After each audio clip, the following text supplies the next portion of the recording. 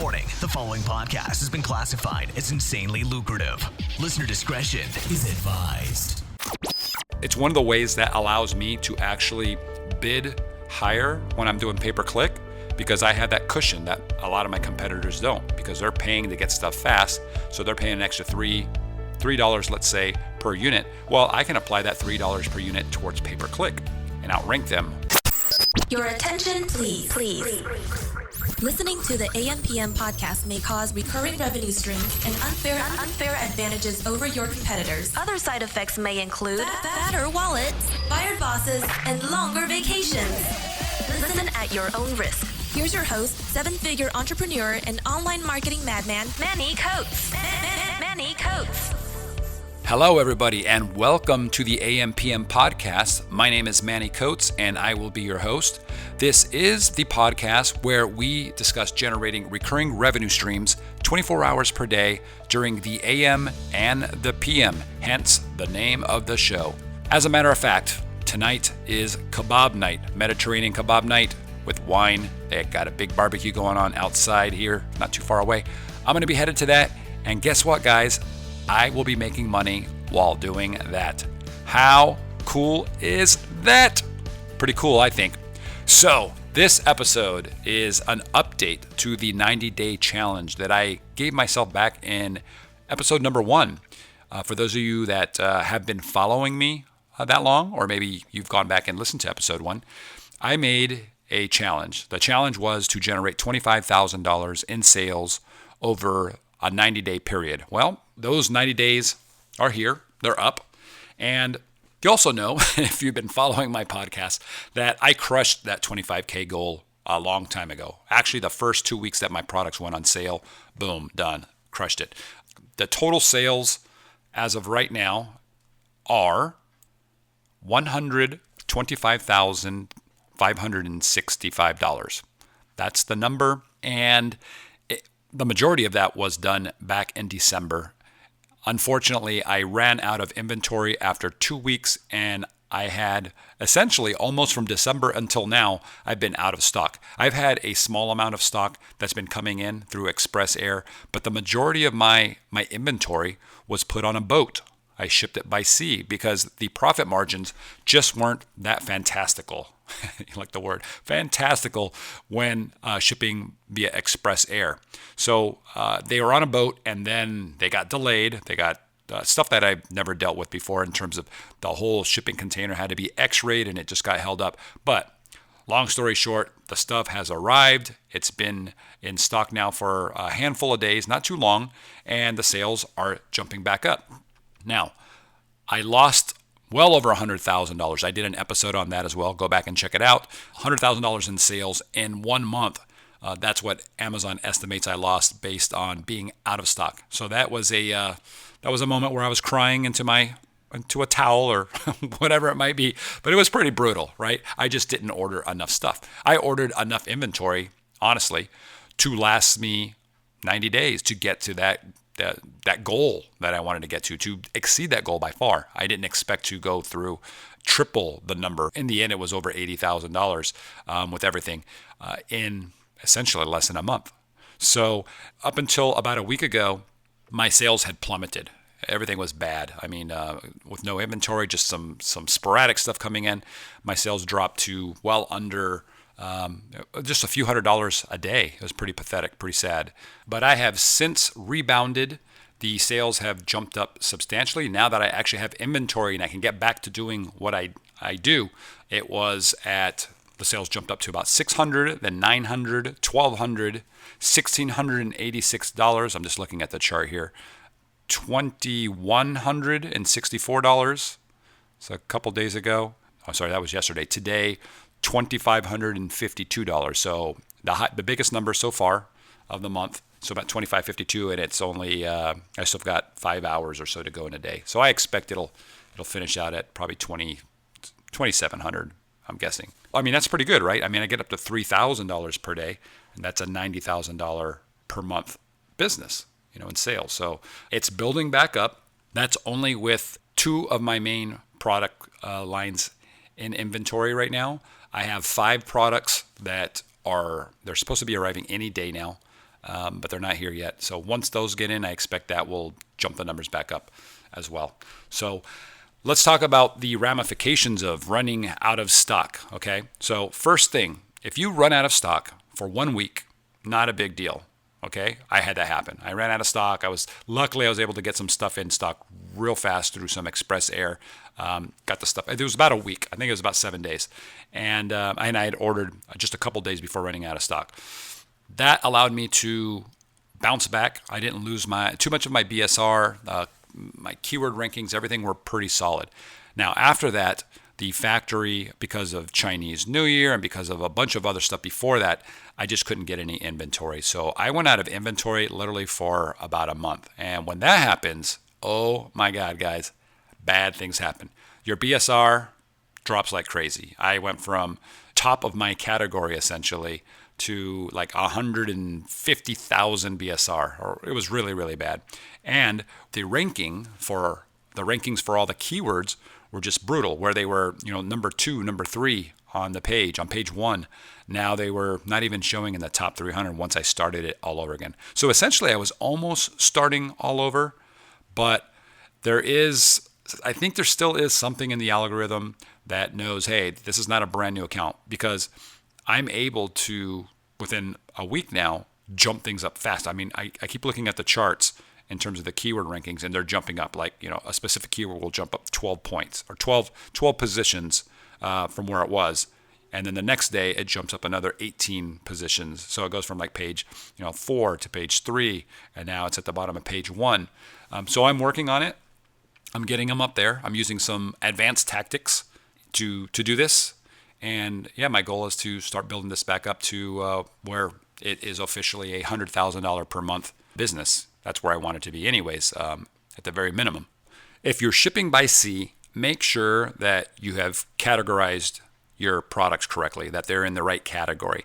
Because I had a product that, for example, if you're in toys, from what I understand, toys, the majority of toys anyways, don't have any duties, or they're very low. I don't remember the exact thing. I'm not dealing with that specifically, but the classification for my particular product was entered as the material type that made up that particular product. Okay, and it was that gets taxed at a much higher rate. So I just found out about this because I don't know anything really. In the scheme of things, I don't really know very much at all about freight forwarding and all the little details and nuances of freight forwarding. So I just left it to my guys over there and let them do it. And just finding out about this stuff. Had I not asked, I wouldn't have known. So I might be trying different freight forwarders. I think it'll be a good idea to try 2 or 3 just to see how everything works with them. I like my contact at my current freight forwarding company is awesome, but I haven't used anybody else, so I have no reference, nothing to gauge whether they're doing a great job or not. So I want to expand out, try at least 1 or 2 other companies, and then I can report back and actually give people my opinion on what I think, and then actually make some suggestions, because I don't want to do that right now. I don't want to give any referrals until I know if it's actually good relative to what else is out there. Okay, so that's one thing with sea shipping. Remember also, guys, that if you ship stuff by sea, you're going to save a lot of money. Usually about 2/3 of your shipping, sometimes even more. So if it normally costs you $10 to get a product here into the U.S., you could probably get it. That's via Express Air, by the way. $10 via Express Air. You might be able to get it here for $3 in terms of getting it by sea. The actual sea shipping amount will be much lower.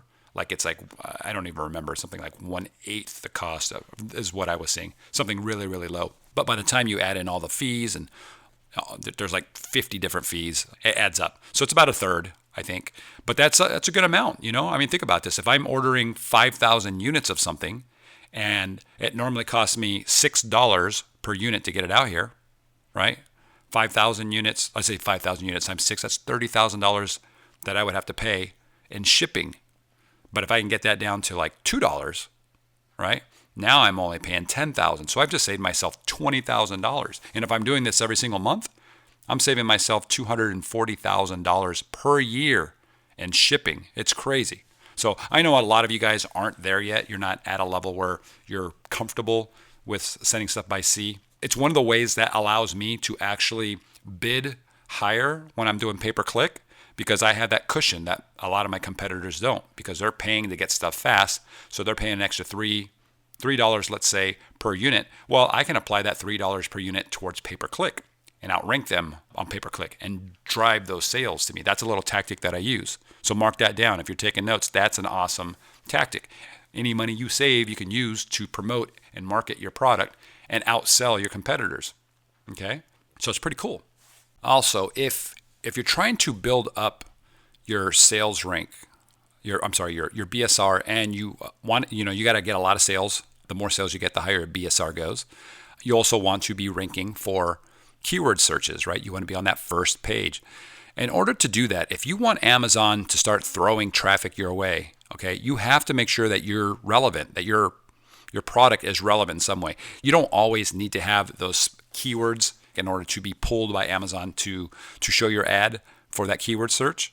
Okay, as long as you're relevant, and it has an algorithm, it knows that whatever your product is, if you didn't put those keywords in, you're still relevant to those keywords. It's not dumb. It knows the basics, but it helps a ton, a massive amount if you actually have those keywords in your listing, whether they're on the back end through your keywords, whether you have them in your title, whether you have them in your bullet points, or even in some cases in your description. And yes, guys, I don't care what you've heard, what professional expert when it comes to Amazon keywords or anything like that says, bullet points rank.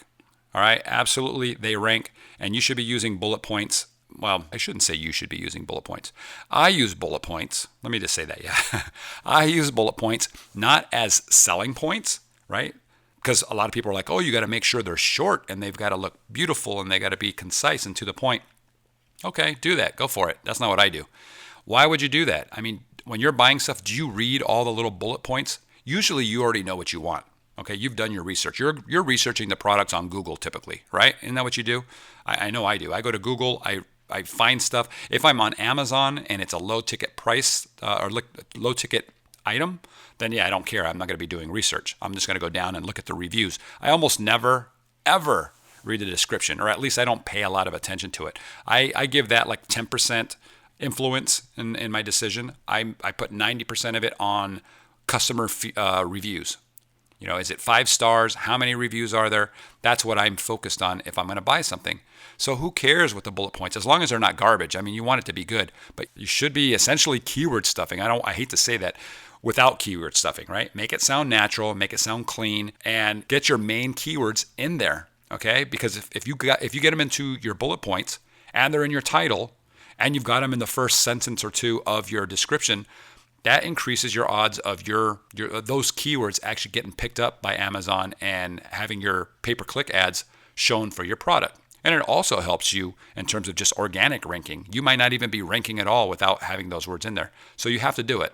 And I'm mentioning this because that's probably the number one thing or the number one topic that people want me to talk about in our Facebook group. And by the way, if you're not part of the Facebook group, the High Rollers group, go to ampmpodcast.com and you'll see the link to the right for our Facebook group so that you can join it. It's a closed group, but we approve everybody who's awesome. If you're awesome, you're getting in. Anyways, the number one question, or I would say the number one topic for questions is about pay-per-click. Like, how can they get more traffic?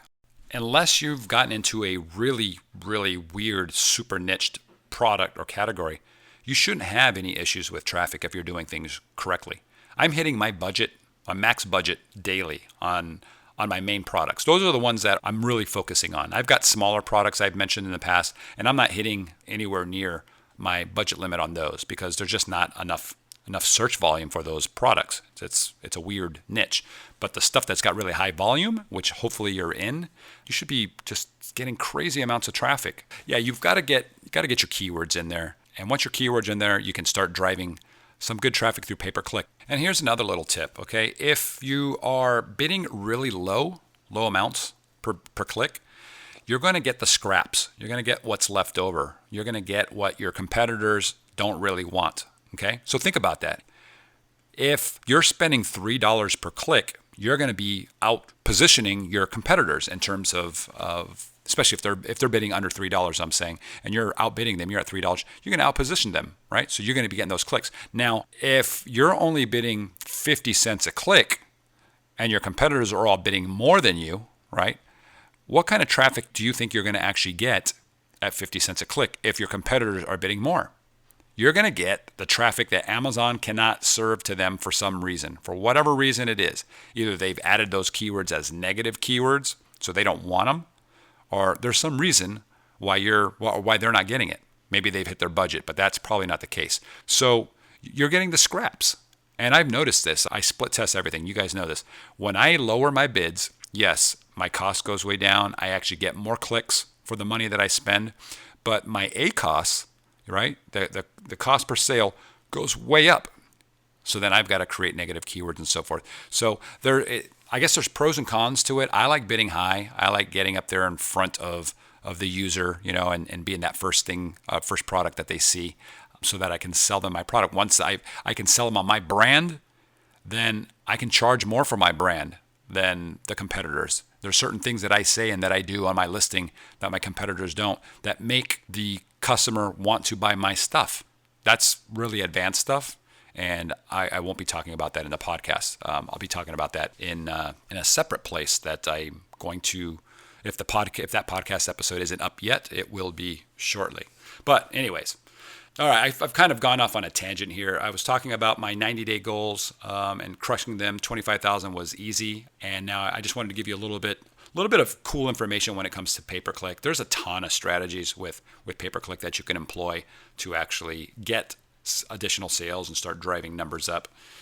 And I think most people just don't do it. If you're just starting out, just use automatic. Don't mess with manual. I mean, a lot of people are trying to teach you, hey, use manual, take your best converting stuff out of automatic and put it in manual. I almost never do this, honestly. There's advantages to doing that to some extent, but you're micromanaging so much, and I just don't have the time for it. So I'll use negative keywords for sure. I download my reports. I look at what's not converting after a certain amount of time. Give it about a week, 7 to 10 days. You got to spend a little bit of money in order to make money. Give it about 7 to 10 days. See what's not converting. And if you're only getting one click and there's not that many impressions, don't kill it, right? I mean, you give that some time. But if you're getting 200 clicks and you haven't made a conversion, then yeah, I'd probably kill that one. I'd put it into a negative keyword. I'd find out why. I'd look at it and analyze it and find out why that particular keyword phrase is not converting. Okay? Maybe it's just not relevant to what you're doing.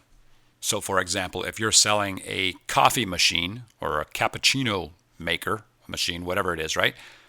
And you notice that people are typing in ground coffee and that's coming up constantly and you're getting clicks, but you're not making any sales. Well, people aren't looking for a coffee maker. They're looking for coffee. So it might be a negative keyword phrase that you want to start adding. That's a really random example there, but I'm just trying to illustrate why you might be getting a lot of traffic, because the keywords that you use in your listing are probably going to be what Amazon thinks are relevant to ground coffee when it's really not. It's something that uses ground coffee. So I've done that a million times with my products. I go in and I'm like, wow, I'm getting, it's 27,000 impressions in the last hour and it's getting, tons of clicks, but it's just not converting. So what else? Yes, earlier I was mentioning, bullet points and descriptions. They rank, guys. I know there's people that say they don't, and do what you want. I can guarantee you, for me, they rank. Okay, titles rank, bullet points rank, descriptions rank. Descriptions don't always rank. Okay, descriptions are hit or miss. Sometimes they rank, sometimes they don't, and even when they do rank, sometimes it's only a portion of the description. It's really weird. I haven't cracked that one yet. I'm not sure exactly why description ranks and sometimes it doesn't. It works better in certain categories as well. Certain categories, it almost always, I wouldn't say it almost always ranks, but it's ranked a lot more than in some of the other categories we've seen. Anyways, what else? What else can I talk about? There's a lot of things. Man, I don't even know where to start. I've not done enough podcasts for sure, and I promise I'm going to get more of these out. I can say that one thing for sure is that I've become way, way better at calculating inventory. That's been my my kryptonite. Holy moly, I'm just bad with that. And I didn't know, right? I'm not used to having to wait months to get product. And that's really what it is, right? I mean, it takes 45 days for my supplier to actually, from the time I place my order until the time they're ready to ship it.